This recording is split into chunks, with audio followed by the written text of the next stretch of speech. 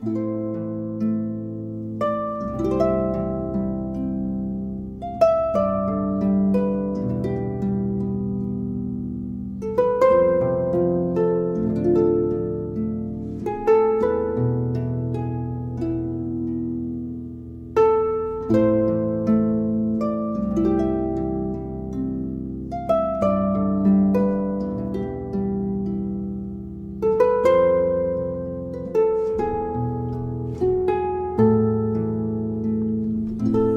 friends, Happy New Year to all of you.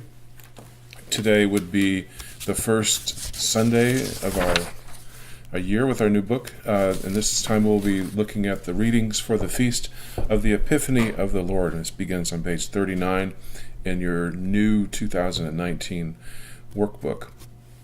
I'll begin with the commentary at the bottom of page 39. This is about the first reading.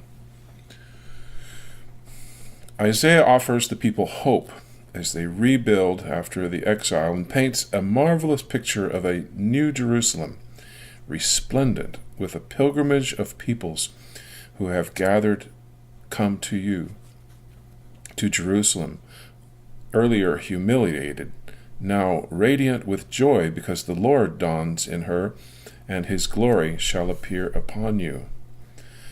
The prophet combines the exaltation of Jerusalem and her universal destiny. God's light shining upon it, within it, makes the city light for the nations. The exiles begin to return, countless people stream toward the city, and abundance of good things flows in for their benefit. Jerusalem, bearing the marks of Babylon's devastation, is really a poor reality for all the wealth described. God's power has a predilection for the weak and the small.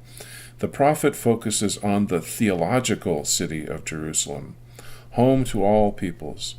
He personifies Jerusalem as a woman who radiates light while darkness and clouds envelop other nations. Jerusalem, like a mother, gladly welcomes all people as her returning children. So now looking up above, a couple of the notes, you'll read to the left that this poetry is about joy. That's what you could predict from what we just read in the commentary. And then it's set up in a series of couplets, and it says that each couplet repeats and develops in the second line what was said in the first.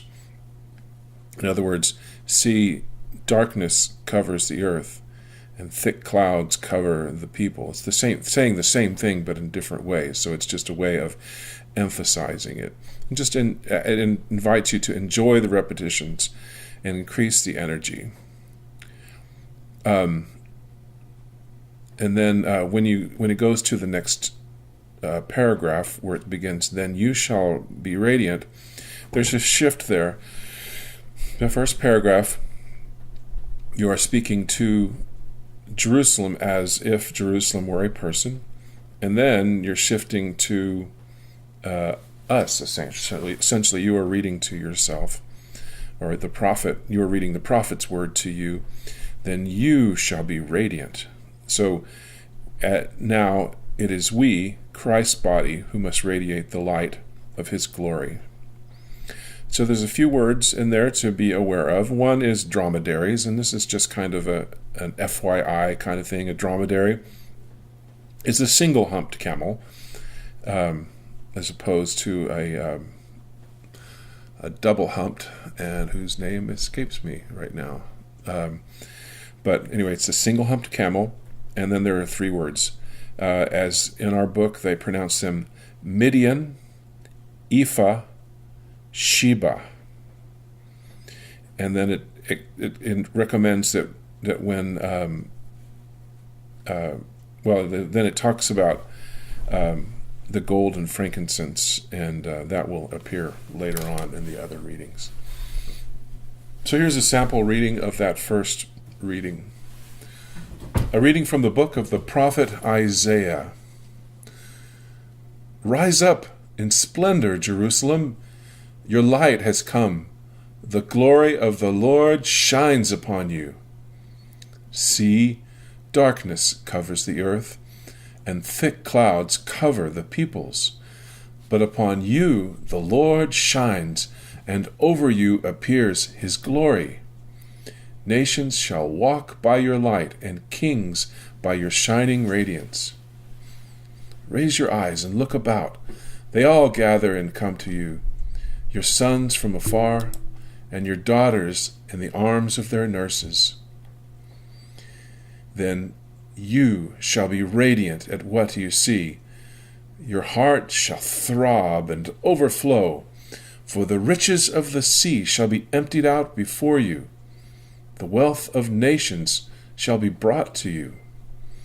Caravans of camels shall fill you. Dromedaries from Midian and Ephah, and all of Sheba shall come, bearing gold and frankincense, and proclaiming the praises of the Lord. The word of the Lord. We'll move on now to the second reading from the letter to the Ephesians. It's a short reading this time. I'll read that commentary also, again beginning at the bottom of 39. The image of the ideal king, preserved by the chosen people, becomes God's plan for the realization of the hopes of all creation, to unite all peoples. The author expresses the breadth of this unity by coining words with the prefix sin, which means together or co. The Gentiles are now co-heirs with Jerusalem, members of the same body, co-bodies, or partners, which is a better translation, in the promise. The reign is more marvelous than the people imagined. Ephesians presents Revelation as a unifying process initiated by the Father, realized by Jesus Christ, and developed by the Son, by the Spirit, in the church. The Father initiates the plan of salvation, and he has entrusted to his apostle the stewardship of God's grace, the stewardship of God's grace for your benefit, which is ultimately the mystery which has now been revealed by the Spirit. Gentiles are co-heirs of their inheritance, members of the same body, and beneficiaries of Jesus' promise. Okay, what I want to tell you about the reading is, in the middle of the comments to the left, it says, stress the role of the Spirit. Just to help you, it says that the language is a little bit obscure there. It's not like someone normally would speak. So make sure you inflect your voice when you speak in the middle there, where it says, it was not made known to people in other generations, as it has now been revealed to his holy apostles and the prophets by the Spirit. Make sure that you underscore that it's by the Spirit. And then they said that there are four things. We are co-heirs, members, co-partners, and it's the gospel that makes sense. So in the enhanced reading, I put those numbers in there, so you might read them kind of like a list, just to make sure that those, you know what those high points are. A reading from the letter of St. Paul to the Ephesians. Brothers and sisters, you have heard of the stewardship of God's grace that was given to me for your benefit, namely, that the mystery was made known to me by revelation. It was not made known to people in other generations, as it has now been revealed to his holy apostles and prophets by the Spirit, that the Gentiles are co-heirs, members of the same body, and co-partners in the promise in Christ Jesus through the gospel. The word of the Lord. For the gospel, I'll let you read the commentary at the bottom yourself, and I'm going to read this somewhat long gospel reading. It's a beautiful story, and I know we've all heard it before, and we'll just let our imaginations paint a picture for us. A reading from the Holy Gospel according to Matthew. When Jesus was born in Bethlehem of Judea, in the days of King Herod, behold, Magi from the east arrived in Jerusalem, saying, "Where is the newborn King of the Jews?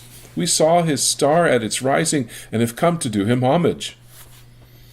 When King Herod heard this, he was greatly troubled, and all Jerusalem with him.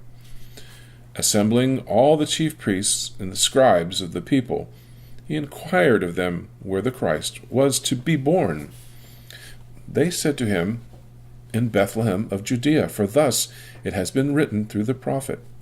And you, Bethlehem, land of Judah, are by no means least among the leaders of Judah, since from you shall come a ruler who is to shepherd my people Israel." Then Herod called the Magi secretly and ascertained from them the time of the star's appearance. He sent them to Bethlehem and said, "Go and search diligently for the child. When you have found him, bring me word, that I too may go and offer him homage." After their audience with the king, they set out, and behold, the star that they had seen at its rising preceded them, until it came and stopped over the place where the child was. They were overjoyed at seeing the star, and on entering the house, they saw the child with Mary, his mother. They prostrated themselves and did him homage. Then they opened their treasures and offered him gifts of gold, frankincense, and myrrh. And having been warned in a dream not to return to Herod, they departed, for their country was another way.